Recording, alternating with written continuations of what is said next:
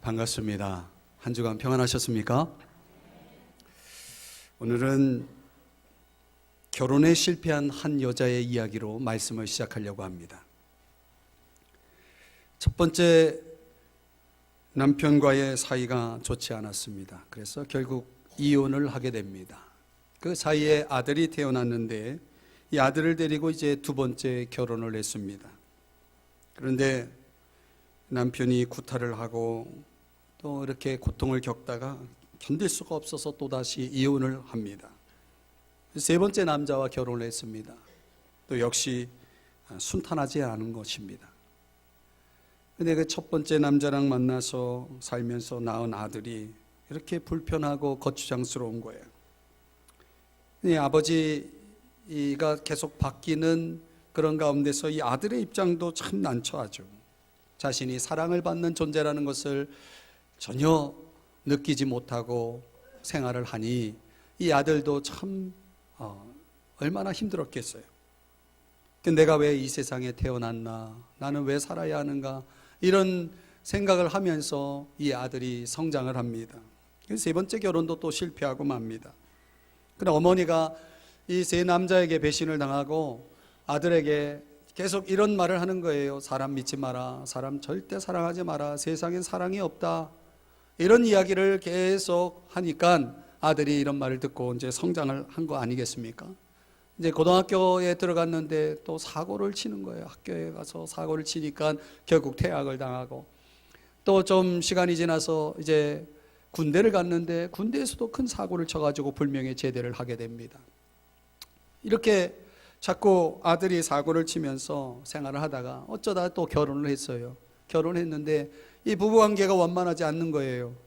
아내의 사랑을 받을 줄도 모르고 또 사랑을 줄 줄도 모르고 또 아내를 제대로 이해하지 못하니까 그 부인하고 얼마나 또 다툼이 많았겠어요. 하루하루 그렇게 살아가는 동안 어느 날 이 사람이 자신이 다니던 직장 그 건물 옥상으로 올라갑니다. 그리고 누군가를 기다리는 거예요. 그리고 그 지나가는 누군가를 향해서 총을 쏩니다. 그 총에 의해서 총에 맞은 사람이 사망을 하게 되는데 그분이 바로 존 F 케네디입니다. 근데 그 사건을 통해서 한 사설이 이런 해석을 내놓았습니다. 가정의 비극이 이 사회의 가장 큰 비극을 만들었다. 어머니로부터 전혀 사랑을 받지 못한 한 아들이 저지른 역사적인 비극이었다. 사랑하는 여러분, 오늘 가정의 달을 맞이해서 저희들이 세 번째 계속해서 고린도전서의 말씀을 7장 말씀을 같이 가정의 주제를 다루고 있는 본문을 함께 나누고 있습니다. 저는 우리 교회 모든 성도님들이 여러분 모두 여러분 가정이 정말 사랑이 많은 행복한 가정이 되시기를 주의 이름으로 축복합니다. 그저께 저에게 SNS로 누가 한 문자를 보내왔는데 이 문자 내용이 이런 글입니다. 밥은 굶어도, 한번 따라 하십시다. 밥은 굶어도 사랑은 굶지 말자. 저 사진 스크린에 떠 있는 저 사진을 저한테 누가 보내왔어요. 참 좋더라고요, 저 글이. 그래서 여러분에게 이제 보내드립니다. 사랑은 굶지 말아야 됩니다. 가정이 행복하려면 사랑이 많아야 됩니다. 여러분 가정이 사랑으로 충만하기를 주의 이름으로 축복합니다. 오늘 말씀드린 대로 7장은 8절서부터 16절까지 우리가 살펴보려고 하는데 이 결혼에 대한 다양한 사례를 다루어 주고 있습니다. 8절 9절은 결혼하지 아니한 자와 또 일찍이 배우자가 세상을 떠난 그 상처한 남자 여자의 이야기, 10절 11절은 결혼한 사람, 12절에서 16절까지는 믿는 사람과 믿지 않는 사람과의 결혼에 관한 이 주제를 다루어 주고 있습니다. 저는 오늘 이 본문을 통해서 우리 믿는 자들이 가정에서 어떤 윤리를 가지고 살아야 하느냐, 가정생활의 윤리를 함께 생각해 보려고 합니다. 이 본문에는 우리의 가정이 건강하기 위해서, 행복하기 위해서 우리가 지켜야 할 중요한 가정생활 원칙 3가지를 소개해 주고 있습니다. 그것이 무엇일까요? 첫 번째는 가정에는 최선의 선택이 있어야 됩니다. 한번 따라 하십시다. 최선의 선택. 여러분은 살면서 여러분의 선택이 최선의 선택이라고 생각합니까? 지금까지 그런 선택을 해오셨나요? 과연 무엇이 최선의 선택일까? 여러분 생각해 보셨나요? 우리가 선택할 수 있는 것은 여러 가지 통해서 적어도 내가 한 선택이 좋은 것이냐 나쁜 것이냐라고 하는 부분에서는 모호한 것들이 많아요. 좋은 선택에는 항상 다양함이 존재합니다. 우리가 하나님을 기쁘시게 하는 삶을 살아간다고 할 때에 한 길만이 있는 것은 아니에요. 여러 가지 길이 있을 수 있습니다. 그런데 각자가 처해 있는 그런 특수한 상황들이 또 사람에 따라서 그 내용은 달라질 수가 있다는 것입니다. 그래서 그런 상황을 고려하면서 원칙에 담긴 가장 이상적인 것을 선택하며 살아가는 것이 굉장히 중요한 문제입니다. 그래서 신앙생활 하는 분들에게는 이 목회자의 영향이 굉장히 많기 때문에 목회자가 어떤 신학적 관점을 가지고 있느냐에 따라서 성도들이 그 신학적인 토대 위에서 선포된 말씀을 가지고 삶의 기준을 삼아서 살아가기 때문에 이게 굉장히 중요하다라고 생각이 됩니다.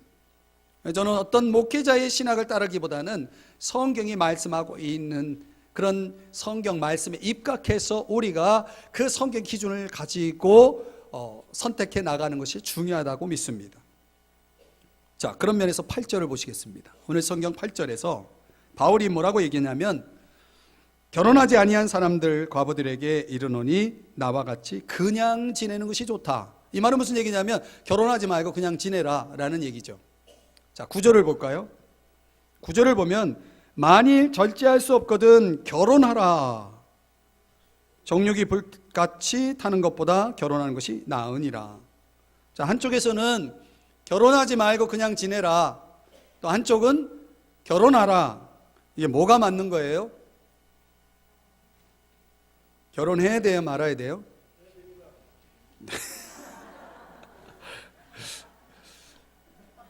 네.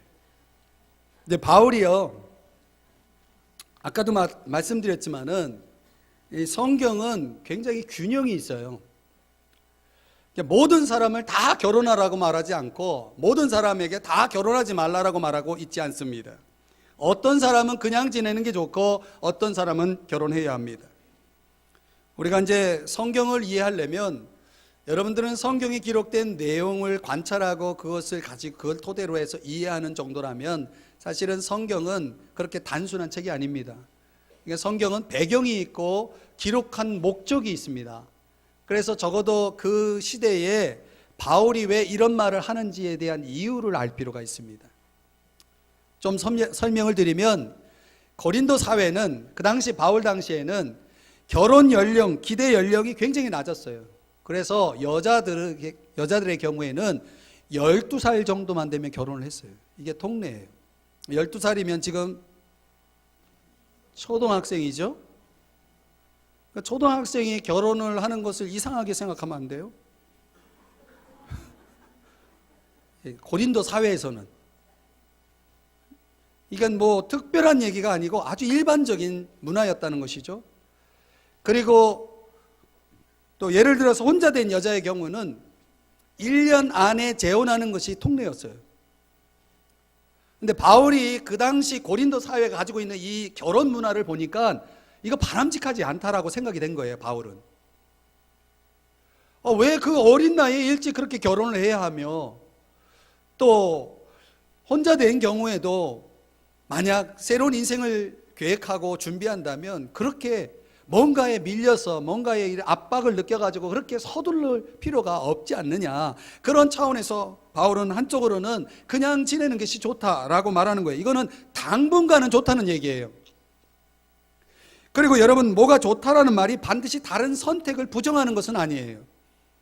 그러니까 어떤 사람에게는 그렇게 지내는 것이 좋다, 그냥 지내는 것이 좋다, 나와 같이. 이거 우리가 나와 같이라고 하는 것은 바울 자신을 얘기하는 건데, 바울은 성경에서 이제 두 가지 견해가 있어요. 바울은 평생 혼자 살았다, 싱글로 살았다라고 보는 학자들이 있고, 또 한쪽은 결혼을 했는데 일찍 부인이, 아내가 세상을 떠났다, 그래서 혼자 지냈다라고 보는 그런 해석도 있습니다. 근데 이제 학자들의 주장이라는 것이 이런 저런 내용들이 있을 수 있죠. 우리가 이제 성경 안에서는 어떻든 두 가지의 해석이 다 가능할 수 있겠죠. 그러나 저는 바울이 바리새인이었거든요. 예수 믿기 전에 바리새인이었는데, 이 바리새인 공회에 들어가려면 결혼을 반드시 해야 됩니다. 그런 차원에서 바울은 결혼을 했지만 아내가 일찍 세상을 떠난 것으로 보는 것이 맞지 않는가, 저는 개인적으로 그렇게 보고 있고 해석을 그렇게 합니다. 중요한 건 뭐냐면, 지금 바울은 현재 싱글이 상태고 이렇게 그냥 지내는 것이 좋지 않겠느냐. 어떤 사람에게는, 또 어떤 사람은 절제할 수 없거든. 정욕이 불타는 것보다는 결혼하는 것이 낫다. 여러분, 결혼의 목적이 우리 인간의 어떤 성적인 욕구를 충족시키기 위해서 결혼하는 것은 결코 아닙니다. 하나님이 주신 어떤 그런 성적인 그런 어떤 행위, 연합이라고 하는 것은 하나님의 선물이 분명하지만 그 자체가 결혼의 목적이 될 수가 없습니다. 이 세상에 결혼관이 너무나 아주 혼잡하지만 성경은 분명히 그것을 말씀해 주고 있어요. 중요한 것은 서로에 대한 욕망이 지나쳐가지고 복음의 중심성을 잃어버린다면, 복음의 중심성을 망각한다면 차라리 결혼을 하라. 만약에 이것을 불법적으로 해소해야 하는 정도로 자신의 욕구를 절제할 수 없거든 결혼하라. 그러나 오히려 반대로 그 복음의 중심성을 망각할 만큼 나를 그렇게 잘못된 곳으로 이끈다면 차라리 그 욕구를 제어하는 삶을 살아라. 이게 이제 바울의 논리입니다. 헷갈리나요? 이제 바울이 말하고자 하는 것은 사람마다 상황마다 다르다는 거예요. 그래서 오늘 나에게 하나님의 영광을 위해서 더 나은 삶이 무엇이냐, 하나님이 뭘 기뻐하시느냐라고 하는 그 복음의 우선순위, 하나님의 우선순위에 입각해서 나에게 가장 도움이 되는 쪽을 선택하라는 것이에요. 그 선택의 기준은 뭐냐면 하나님이 일단 기뻐하셔야 되고 하나님의 영광이 나타나야 되는 겁니다. 그리고 나의 거룩한 삶에 도움이 되어야 합니다.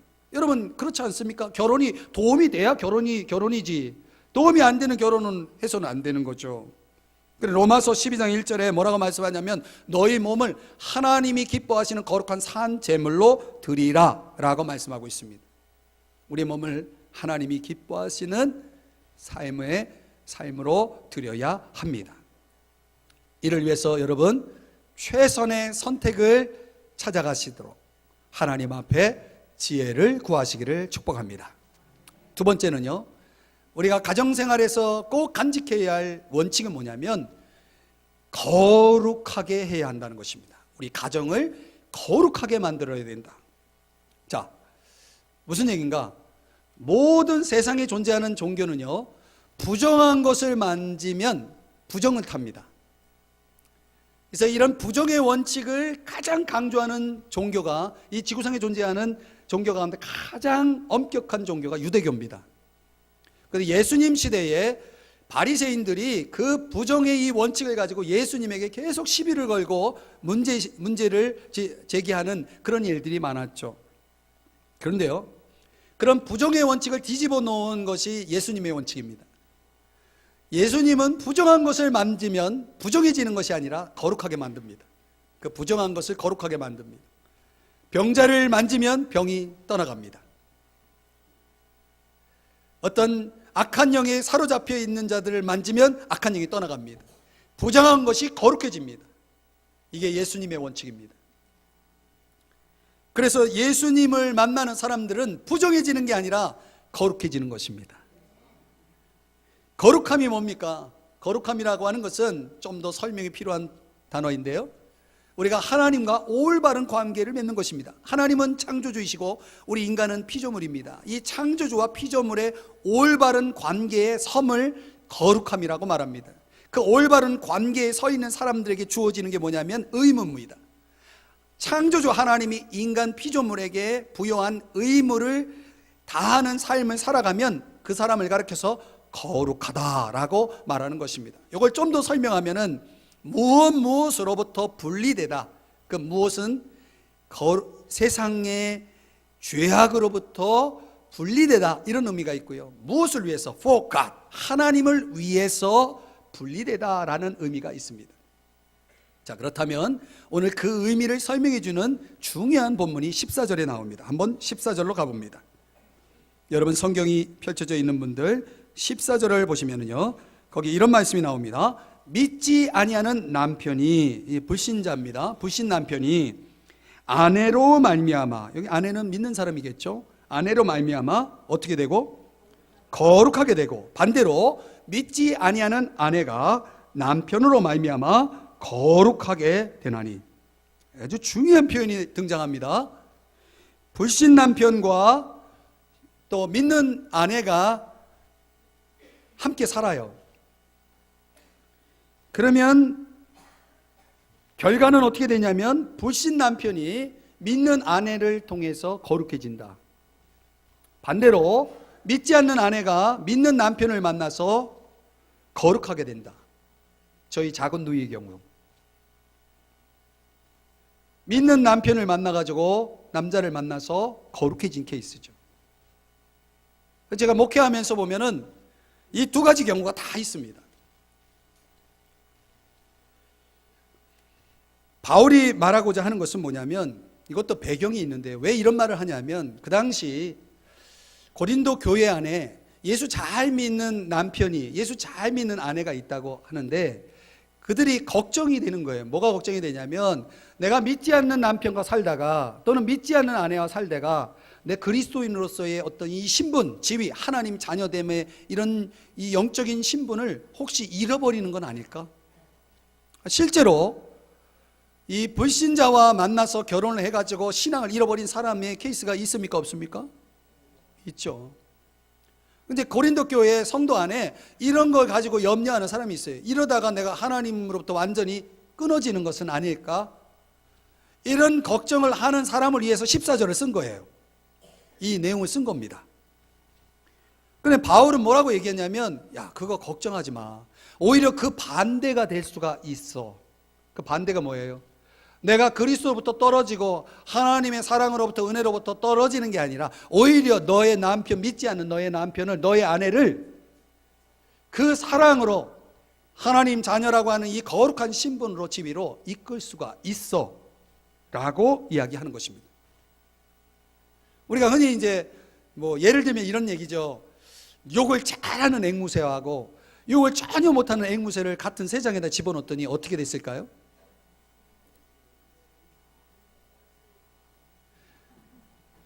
두 앵무새가 같이 나란히 욕을 하는 거예요. 이제 우리가 그런 부정의 원칙으로, 논리로 보면은 그런 생각이 가능하죠. 이 고린도 교회 안에 그런 생각을 한 사람이 있다는 것이죠. 근데 바울의 논리는 예수님의 원칙이에요. 거룩한 것이 부정한 것과 만나면 부정한 것은 거룩해지게 되어 있습니다. 그렇다면은 그런 거 걱정하지 말고 너의 그 믿음을 통해서, 너의 기도를 통해서, 너의 그 복음에 합당한 삶을 통해서 너의 배우자와 자녀들이 거룩하게 되어질 수 있다라고 하는 그런 영향력을 미칠 수 있다는 것을 강조하면서 그렇게 살아도 된다라고 이야기를 하는 것입니다. 이게 얼마나 중요한 얘기예요. 여러분, 가정에 그리스도인이 한 명이 생기면 그 가정은 어떻게 될까요? 한 사람도 믿는 사람이 없는 가정과 비교해 보면 그 가정에 한 사람만 예수 믿는 사람이 나와도 그 가정은 구별됩니다. 존 칼빈이라는 분이 종교개혁자죠. 굉장히 중요한 얘기를 했어요. 이런 말을 했습니다. 믿지 않는 배우자가 결혼을 불경하게 만드는 힘보다는 믿는 배우자가 이를 거룩하게 만드는 힘이 더 크다. 굉장히 중요한 얘기예요. 믿는 사람과 믿지 않는 사람이 만나면 믿지 않는 사람은 불경건한 쪽으로 방향으로 나아갈 것이고 믿는 사람은 경건한 쪽으로 거룩한 쪽으로 가겠죠. 근데 이 둘과의 만남 속에서 누구의 힘이 더 강하냐? 거룩한 힘이 더 강하다라고 말하는 것이 이게 예수님의 원칙이죠. 그래서 여러분 구약 성경의 창세기 18장에 가보면 소돔과 고모라의 이야기가 나오는데 이 아브라함이 계속 의인의 숫자에 대한 물음을 가지고 하나님께 질문을 던져요. 그때 하나님께서 아브라함에게 이런 말씀을 하십니다. 만약 소돔과 고모라 성에 의인이 10명만 있어도 내가 이 성을 멸하지 않겠다. 여러분 굉장히 중요한 말씀을 하신 겁니다. 이 말씀을 가지고 제가 가정으로 와서 적용을 해보면 이렇습니다. 다 믿지 않는데 그 가정에 믿는 사람이 한 사람이 있어요. 그러면 하나님이 그 가정을 어떻게 하실까요? 구별하시는 것입니다. 제가 이제 새벽에 기도회를 인도해 보면 이 부부가 새벽 기도에 나오시는 분들이 있어요.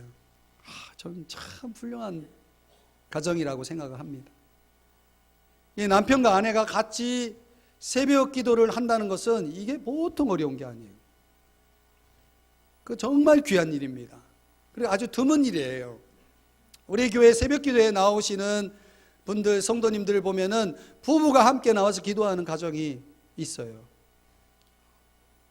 그런데요, 대부분은 한 분만 나와요. 그런데 여러분, 그 한 분이 얼마나 중요한지 몰라요. 그 가족을 위해서 그 한 분이 얼마나 기도하겠어요. 그죠? 그분이 남자인 경우도 있고 여자인 경우도 있어요. 우리 교회 보면은 아내는 쿨쿨 자고 남편이 나와가지고 열심히 기도하는 가정이 있고, 반대로 남편은 또 직장 생활을 해야 되니까 아내가 나와서 남편을 위해서 자녀를 위해서 기도하는 가정도 있습니다. 한 분만 나오면 돼요. 오늘부터 여러분 또 가가지고 싸우지 마세요. 네가 나가라. 그러면서 서로 새벽에 싸울 필요는 없어요. 잘 합의하세요. 한 사람만 나와서 기도한다면 그 기도하는 한 사람이 그 가정을 지킵니다. 잘못된 길을 가는 가족이 있을 때 그 한 사람의 기도가 그 가정을 살리는 것입니다. 지키는 것입니다. 간절히 기도하는 아내가 있을 때, 간절히 기도하는 어머니가 있을 때, 간절히 기도하는 남편, 아버지가 있을 때 그 가정은 살아나는 것입니다. 기도하는 사람에 의해서 그 가정이 지켜지고 하나님이 보실 때는 그 가정의 리더가 바로 그 사람이에요. 제가 이제 성경을 보다가 큰 은혜를 받은 구절이 있는데 출애굽기 17장이라고 하는 곳에 가보면, 구약 성경입니다. 거기에 가보면 이 아말렉 족속과 이스라엘 족속의 전쟁 이야기가 나옵니다. 그런데 이 아말렉 족속이 이스라엘을 공격하고 또 이스라엘이 그 아말렉 족속과 이제 맞서 싸우는데, 그 싸움의 전세가 어떻게 이루어지냐면 그 산꼭대기에 세 사람이 올라가서 손을 들면 이스라엘이 이기고 손을 내리면 이스라엘이 지는 거예요.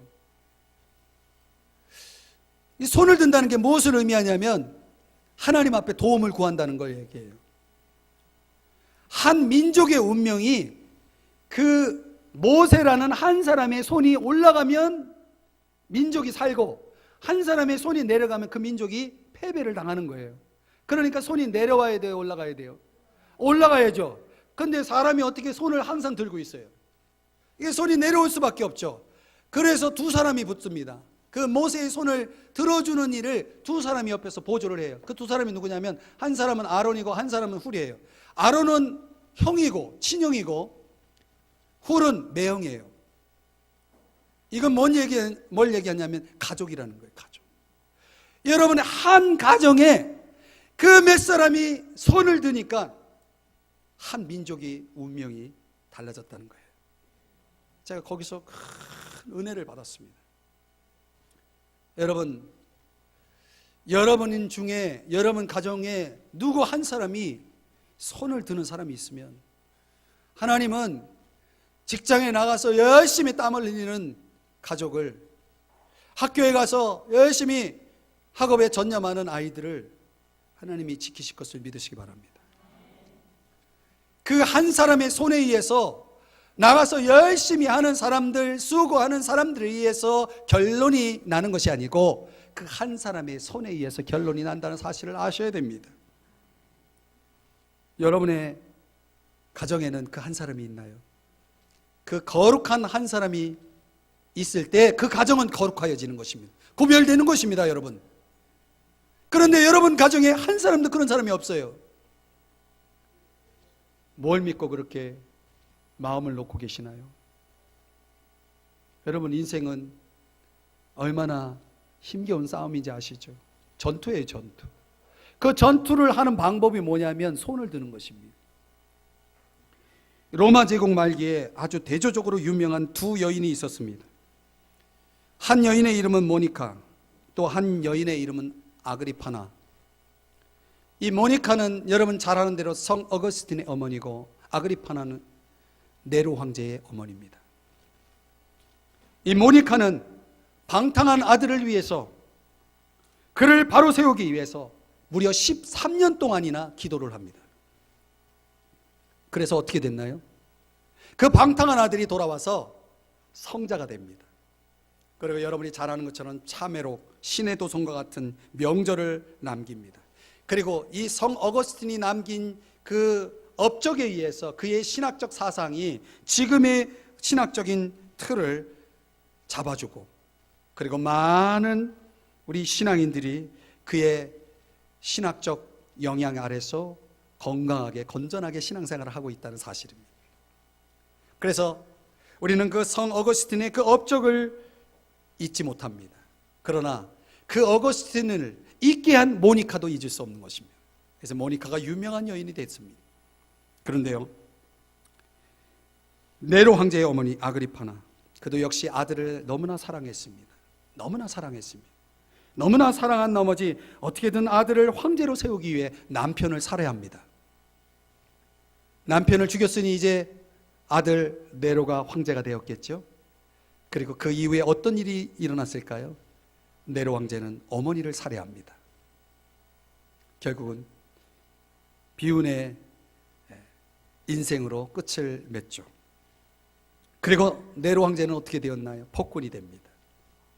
우리가 잘 아는 대로 네로 황제는 파멸로 이르게 됩니다. 여러분 보십시오. 자식을 사랑하는 마음은 두 여인이 똑같았습니다. 그러나 그 사랑하는 아들을 거룩하게 하는 일에는 두 여인의 길이, 운명이 달라집니다. 오늘날 우리가 우리 가정을 세워감에 있어서 이 거룩한 한 사람의 필요성이 얼마나 중요한 사실인가를 다시 한번 깨달을 필요가 있는 것입니다. 여러분의 가정에 거룩한 영향력이 있습니까? 여러분의 가정을 정말 든든하게 세워나갈 기도의 파수꾼이 있습니까? 하나님 말씀이라면 아멘하고 순종하면서 그 거룩한 길을 가면서 자녀들에게 또 가족에게 거룩한 영향력을 끼치는 그 한 사람이 존재하십니까? 기도하는 사람, 순종하는 사람, 이 한 사람의 영향력이 그 가정을 살리고 민족을 살리는 존재임을 기억하시기를 바랍니다. 저는 우리 가정, 우리 모든 성도님들의 가정이 그런 거룩하여지는 가정이 되기를, 그러기 위해서 먼저 여러분이 거룩한 한 사람이 되어지시기를 주님의 이름으로 축복합니다. 세 번째로, 오늘 본문 속에서 우리 가정생활에 중요한 원칙이 또 있습니다. 그것은 구원하는 일이 있어야 됩니다. 구원하는 일이 있어야 됩니다. 한번 따라 하십시다. 구원하는 일. 여러분, 가정의 목적이 뭘까요? 가정이 존재하는 이유가 뭘까요? 우리가 여러 가지가 있겠지만 그 중요한 한 가지는 구원의 문제입니다. 하나님이 우리에게 가정을 주시고 자녀를 주시고 그리고 우리에게 사랑하는 가족들을 허락하심은 그들 속에 하나님이 부여하신 의무가 있습니다. 그것은 구원의 사명입니다. 오늘 성경 16절 말씀, 아주 중요한 구절을 다시 한번 보십니다.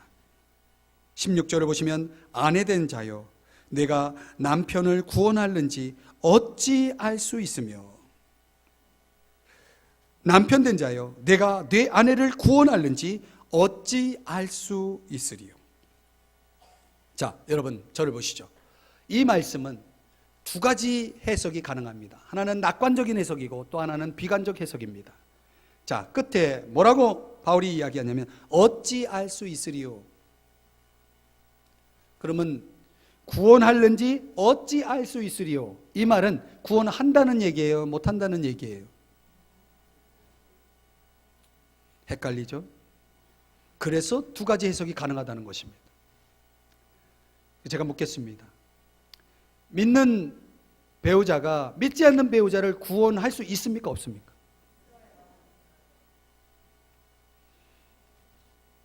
옆 사람에게 슬쩍 얘기해 주세요. 믿음대로 됩니다. 저는 이 성경의 두 가지 해석이, 성경학자들이 내리는 이 두 가지 해석이 다 가능하다라고 봅니다. 그러나 저는 낙관적인 해석의 편에 서고 싶습니다. 실제로 저희 가정이 그러했고 우리 누이들의 가정이 그러했고, 마침내 한쪽에서, 믿는 한쪽에서 믿지 않는 한쪽을 변화시키는 것을 많이 보았습니다. 그래서 저는 낙관적인 해석을 내립니다. 이제 바울은 이미 결혼한 상태에서 그리스도인 배우자가 불신자인 배우자를 그리스도에게 인도할 수 있다라고 강조하고 있는 것입니다. 그리고 그것을 지금 도전하고 있는 것입니다. 여러분 생각해 보세요. 결혼의 목적이 뭘까요? 결혼의 동기가 뭡니까? 사랑 아니겠습니까? 핵심은 사랑이죠. 그러면 사랑이 뭡니까?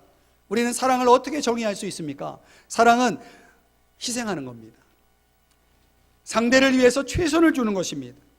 물론 나의 어떤 유익을 위해서, 나의 도움을 위해서 결혼하는 입장도 있습니다. 그런 세속적인 입장을 떠나서 성경에서 말하는 진정한 결혼은 상대방의 최선을 구하는 것, 상대방의 최선을 주는 것, 그것이 사랑의 정의라고 할 수 있습니다. 그것이 바로 구원입니다. 그 최선, 상대방에게 줄 수 있는 가장 큰 최선. 여러분, 우리가 인생을 살아도 언젠가는 이 세상을 떠날 것입니다. 우리는 한시적이고 일시적인 인생을 살아갑니다. 그러나 여러분, 죽음은 끝이 아닙니다. 이 죽음 위에 펼쳐질 영원한 삶이 우리의 선택 속에 기다리고 있다는 것입니다. 우리는 지금 이 땅에 사는 동안 그 무엇을 선택할 수 있습니다. 영원한 삶을 어디에서 보낼지를 선택할 수 있습니다. 그렇다면 여러분, 내가 사랑하는 나의 아내, 나의 남편, 나의 자녀를, 그 영원한 삶을 어디에서 보낼지를 결정하는데 영향을 줄 수 있어야 하는 것이죠. 칼바르트가 말하기를 하나님의 사랑은 대상을 찾는 것이 아니라 대상을 창조하는 것이다 라는 유명한 명언을 했습니다. 사랑은요, 대상을 찾는 게 아니라 대상을 창조하는 것이다. 이건 무슨 얘기냐면 이런 말입니다. 말하자면은 하나님이 우리를 사랑하실 때 자격을 보지 않았다는 거죠. 우린 전혀 사랑을 받을 수 있는 대상이 아닙니다. 만약 하나님이 우리를 사랑하시고자 그 사랑을 받을 만한 대상을 찾았다면 이 지구상의 운명은 영원히 불행한 것으로 끝났을 것입니다. 그러나 하나님은 자격 없는 우리를 창조하셨습니다. 어떻게? 사랑받을 수 있는 자로. 그래서 우리에게 사랑을 보여주셨고, 사랑을 알게 하셨고, 사랑을 믿게 하셨고, 이제는 그 사랑을 받을 만한 자격이 있는 하나님의 자녀로 만들어주신 것을 믿으시기 바랍니다. 이것이 구원의 사건이고 이것이 복음인 것입니다. 사랑하는 여러분, 오늘 이 구원의 사건이, 복음의 역사가 여러분에게 일어났습니까? 그렇다면 여러분만의 역사가 아니라, 여러분만의 사건이 아니라 여러분의 가정에도 이런 일들이 일어나야 한다는 사실을 아십니까? 어느 가정의 이야기입니다. 남편분은 직업이 형사입니다. 아내는 교회 집사입니다. 그런데 남편이 날마다 술을 먹고 들어와서 폭력을 일삼는 것입니다. 아내 때리는 게 취미예요. 술만 먹으면 너 빨리 죽어라, 이렇게 저주를 하는 거예요. 여러분, 그 아내가 얼마나 힘든 세월을 보냈겠어요. 그 이웃들이 옆에서 동정 내지는 위로하면서 어떻게 그렇게 사냐고 그렇게 혀를 찹니다. 여러분, 이 고통을 겪던 중에 어느 날 이 여집사님이 몸에 좀 이상이 느껴져서 병원에 가서 진찰을 받았더니 병에 걸린 거예요. 암 진단을 받았어요. 병원에 누워 있는데 너 빨리 죽어라, 너 빨리 죽어라 했던 남편, 그 형사 남편이 하루에도 병원을 3번씩 찾아와서 누워있는 아내를 보고 죽지 마, 죽지 마 그러는 거예요. 그러면서 하는 말이 너 죽으면 나 지옥 간다. 내가 예수 믿을 테니까 단 며칠만이라도 즐겁게 살다 죽자. 지금 죽으면 난 영원히 씻을 수 없는 죄인이 돼. 여보 제발 죽지 마, 죽지 마. 이렇게 이야기를 했답니다. 진짜 그렇게 할 것이지. 그렇게 해서 그 가정에 변화가 일어났다는 얘기예요. 사랑하는 여러분, 참고 기도하면서 견디다 보면 언젠가는 배우자가 구원을 얻는 날이 있을 것을 어찌 알 수 있습니까? 모를 일이죠. 그러나 우리는 낙관적인 해석을 할 수 있습니다. 최선을 다하고 기도하며 인내하다 보면 언젠가는 배우자의 구원의 날이 올 줄 믿습니다. 사랑하는 여러분, 가정을 위하는 것에도 여러 가지가 있겠죠. 그러나 이 구원의 목적으로 사명을 감당하는 것만큼 우리의 가정을 건강하게 세워나가는 것이 없다는 사실을 여러분 깨달으셨으면 좋겠습니다. 한 분의 이야기를 더 드려볼까요? 인류대학 나온 어느 자매님 이야기인데요. 믿지 않는 남편과 결혼을 해서 결혼 후 믿지 않는 남편과 살다 보니 10년 동안 교회를 다니지 못했다고 합니다. 그리고 이제 10년 좀 지나서 이제 다시 교회를 나가게 됐는데 남편이 그렇게 핍박을 하는 거예요. 그리고 정신적인 학대를 하는 거예요. 예를 들면은 아내가 이제 법대를 나온 자매님인데 이 신문에 나와 있는 이런 사설을 읽고 있으면 여자가 건방지게 사설을 왜 봐? 이러면서 막 핀잔을 주고 이런 정신적인 학대를 하는 거예요. 이 아내가 너무 마음에 상처를 받고 아니 내가 예수 믿는데 왜 이렇게 반대를 하냐고 그게 너무 속상하고 또 답답해서 목사님을 찾아가서 어떻게 하면 좋겠냐고 이렇게 상담을 했습니다. 그랬더니 목사님 하시는 말씀이 이렇습니다. 선교사라 생각하세요. 선교사라고 생각하세요. 저 한 사람도 구원해야 하지 않습니까? 생각을 바꾸고 정말 모든 걸 다 내려놓으시고 겸손하게 살고 계세요. 언젠가는 때가 올 겁니다. 이렇게 목사님이 이야기를 해주었다고 합니다. 묻겠습니다. 어떻게 됐을까요? 결론이 어떻게 됐을까요? 제가 결론이 좋은 결론이 아니면 얘기를 했겠습니까? 이 남편이 예수 잘 믿게 되고 함께 신앙생활을 하고 있다는 것입니다. 사랑하는 여러분, 성 어거스틴이 이런 말을 했어요. 하나님께서는 내가 이 땅에 사는 유일한 생존자라 할지라도 우리를 위해서 기꺼이 그 생존자를 위해서 예수 그리스도를 보내셨을 것이다. 여러분, 한 영혼이 귀한 것입니다. 그 한 영혼이 천하보다 귀하고 그래서 그 한 영혼을 위해서라면 기꺼이 하나님 아버지께서는 예수님을 보내실 것이라고 말씀을 하시고 또 그것을 우리에게 약속하고 있는 것입니다. 한 사람, 그 한 사람의 귀함, 오늘 나를 통해서 바로 그 한 사람을 구원하는지 어찌 알 수 있습니까? 사랑하는 여러분, 저와 여러분의 사명이 여기에 있는 줄 믿으시기를 바랍니다. 이 큰 사명을 가지고 여러분 가정생활에 임하시기를 바랍니다. 그래서 여러분 가족 모두가 다 구원을 받는 역사가 있기를 주의 이름으로 축복합니다. 말씀의 결론을 맺습니다. 어느 대학 신입생이 제 친구들에게 이런 질문을 받았다고 합니다. 인생의 목적이 뭐냐? 이게 대학 신입생으로는 도저히 너무 철학적이라서 답을 할 수도 없는데, 이 신입생의 관심은 그저 데이트를 어떻게 할까, 어떻게 하면 시험을 잘 볼까, 어떻게 하면 친구들에게 인기를 얻을까, 이게 자기의 목적이에요. 그 친구가 인생의 목적이 뭐니 자꾸 묻는 그 물음이 들리지가 않는데, 시간이 갈수록 또 매일매일 더 많은 선택 결정을 내리는 자신의 모습을 보면서 그 질문이 중요함을 깨달았다고 합니다. 인생이 뭘까요? 인생의 목적이 뭘까요? 여러분, 우리가 하나님을 영화롭게 하고 하나님의 뜻을 행하고자 하는 인생의 분명한 목적을 우리에게 부여하셨건만 그것을 가지고 살지 않는다면 오늘 저와 여러분의 인생의 모든 선택들은 끔찍할 것입니다. 우리가 이 세상에 온 참된 목적은 결코 이루어질 수 없을 것입니다. 사랑하는 여러분, 가정생활에도 원칙이 있어요. 최선의 선택이어야 합니다. 거룩하게 해야 합니다.